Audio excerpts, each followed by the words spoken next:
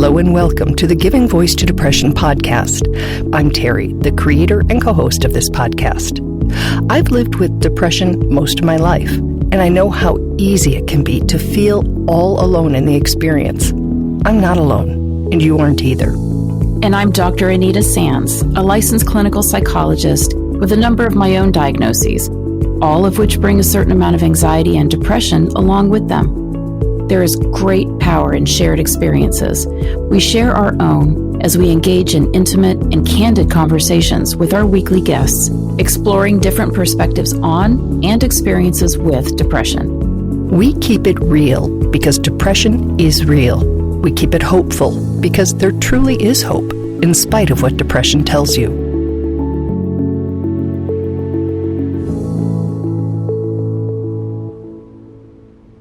We would like to acknowledge our new partnership with Recovery.com. Recovery.com provides resources and information for individuals seeking treatment for mental health or addiction issues.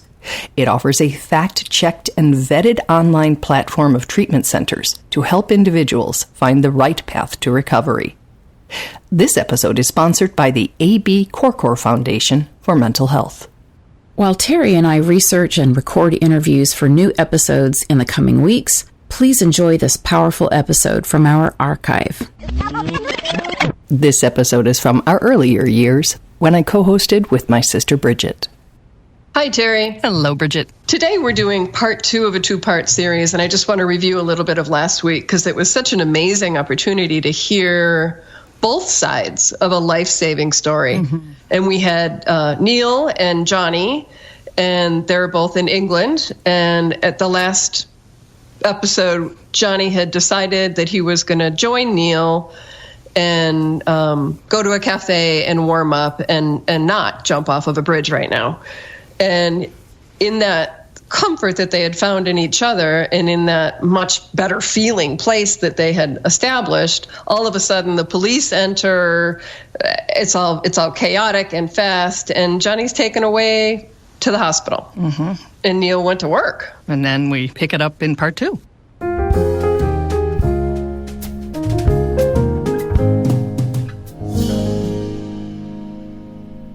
We start this episode with a question that I've often wondered about, but never had the opportunity or permission to ask. As you can tell, I was a little nervous about it. Were you, oh, God, I don't know how to ask it. No, it's okay. I can't even come up with the words. No, but were you like regretful that he had changed your mind after you ended back up in that situation that you found so unacceptable? No, it's a really good question. I think initially, because it was distressing, the way that, not to blame the police, but really felt very angry for a few hours. I was like, actually things have got worse. Eventually I was taken back to the hospital that I ran away from, but I felt different. I think I had some hope. I think just from talking to this guy, I had some hope that there was some light out there. The hospital hadn't changed. Everyone around me was still really unwell and that hadn't changed, but something in me had changed. But because this is a real story of a real human's mental health crisis, that change wasn't a cure or a quick fix, but it was a turning point. I'm not gonna lie. The incident on the bridge, it changed things for me. It gave me hope, but it still took, I'm going to say it took most of my mid-20s to really come to terms with, my illness and, really get help for it. And the trouble was I didn't want to accept it. I stopped taking my medication, and that was a big problem. I stopped taking my meds and I became unwell again. In my mid-20s, that's when things changed, and there was actually something that happened, there was an incident that happened that changed everything. Now, for a podcast created to promote healthy, healing conversations about mental health, Jonny and Neil's story is an embarrassment of riches. Jonny's about to tell us about another conversation, more honest, caring, sharing, that brought him to a new level of recovery and healing. This was when a close friend of his suffered a heart attack. I went to see him and we sat down and we talked for ages. He talked to me about, everything he'd gone through. He sat there and he talked to me with this honesty and this frankness and this openness. And I said to myself, why can't I do this? Why can he talk so confidently and openly and not be embarrassed. And it really bothered me. It really bothered me that he could and I couldn't. And so what I did is I made a little video on my phone. I made a video and I put it on YouTube under a different name. It was amazing. I put it out there and I got all these comments from people. Basically, I realized I'm not alone, and I think that was a big thing for me, talking and accepting, and actually, I actually asked for help and said I do need therapy, and engaging with therapy and eventually taking meds as well. I think I finally got back on track, and when I really got back on track, that's when I decided to launch the campaign to find this guy. It was 6 years later, and a distant memory from that day, and completely by surprise, my fiance calls me up, because she was one of the only people that I spoke to about that conversation. And she was like, oh my God, Neil, I think the guy that you spoke to on the bridge all those years ago is looking for you. So I was like, what do you mean? What are you talking about? And so there was a campaign out, and I had absolutely no idea that this campaign was like viral, like on Twitter, on Facebook, on social media. It was trending around the world, but I hadn't seen it. I hadn't seen it. It was called the FindMike campaign. So it was #FindMike. So he thought my name was Mike, which wasn't obviously the best start to the campaign. But I don't think that would have made a difference if he'd called it Find Neil, because I never spoke to anybody about the conversation, really. So nobody apart from my family would have been able to, connect the dots. But an amazing thing happened. A number of other people did connect the dots in a way that sort of connects us all. Actually, quite a few people came forward in the Find Mike campaign who genuinely thought it was them.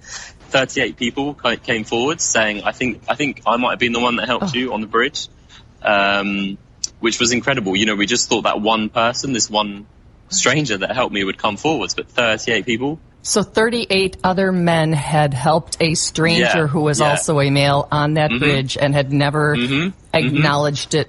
Wow. Yeah. And then there would be women involved in some of the others, you'd hope. So that's amazing. Yeah. Isn't it amazing? I still can't believe it to this day. We call them all these silent heroes. They're these silent heroes like Neil that, helped someone in distress and then just went on their way. And I just think that's amazing. So heartwarming.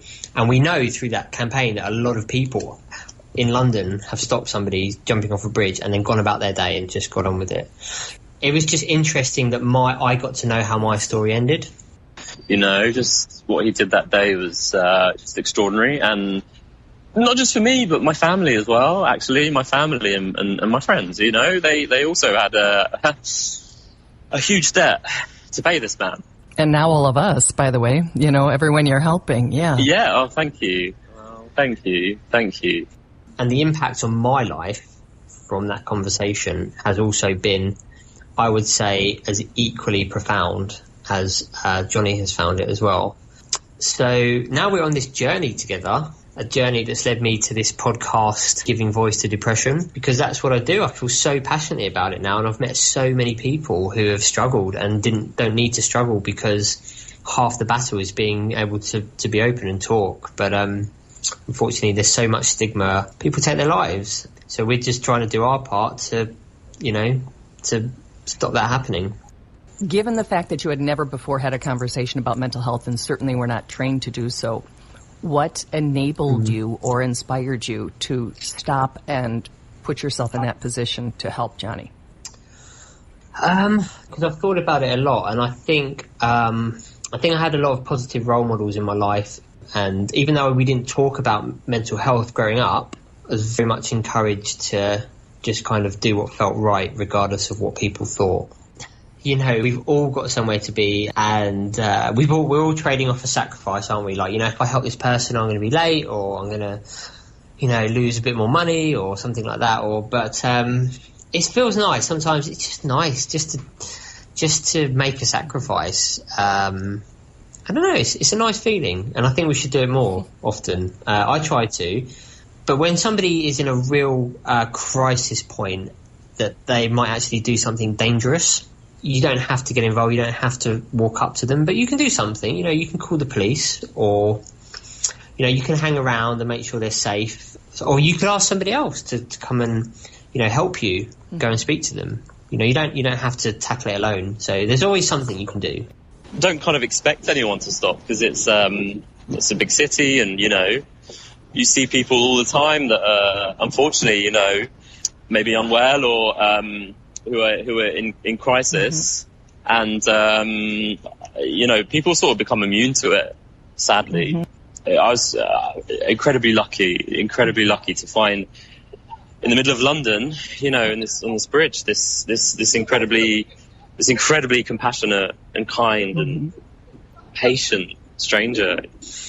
Just sharing your troubles and your vulnerabilities with somebody can be so profound, in just knowing that you're not alone and you're not the only person out there going through this. Because I think so many people think that they, whatever they're experiencing, it's their own problem. Nobody else could be thinking what they're thinking, and that's just not the case. I'm so glad you made yourself a friend that day, and that he's around to enjoy your good heart, and that he was able to recover. Well, me too, because now he's like my best friend, and I know his family really well, and he knows my family. He'll be babysitting my children, you know what I mean? Oh, I just love it. I just love it. Thank you so much for sharing your story.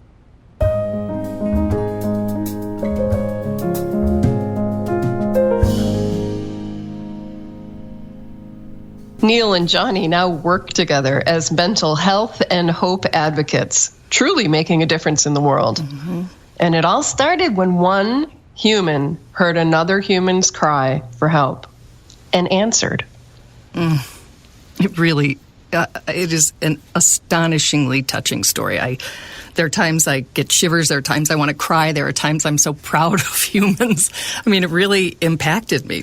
There are so many amazing lessons in Neil and Jonny's story that it's hard to end these episodes, but there was one more thing I wanted to share before signing off. It's just the concept of a hero and whether or not you save someone's life. And I presented the question to Jonny. Yeah, I think people save their own lives. I mean, people, they do. They it takes such courage. It takes such courage to. Do you know? I'm saying that because Neil says that about that whole situation. He says, Jonny, you did it yourself, and so now I get it. Kind of, because it does. I could have easily. It kind of was for me. I could have easily just taken that step forwards and into the river, But I guess no. It was something in me. It was some courage and determination in me. Clicked into place, and I said, no, I'm going to give it another chance. And it's only you can do that yourself. So, yeah, people save themselves, but I think, you give them hope. You give them hope, and, I think that's we always talk about hope, myself and Neil, we talk about hope, and hope is so underestimated. The hope that you can give people really is underestimated, I think. Wow, hope is so underestimated. Isn't it beautiful? Yeah, maybe we don't even go into it trying to save someone if we're in that situation. Maybe we go into it just genuinely trying to give them some hope. And then, as he said, the choice at that point is theirs. Well, thank you to both Jonny and Neil for sharing their incredible story with us. And they're just starting to come to the U.S. and tell it. In fact, they were in New York this week, and that's the first time they've been here. So hopefully we will help them find an audience for their story here. This interview was originally conducted with a grant from the Charles E. Kubley Foundation.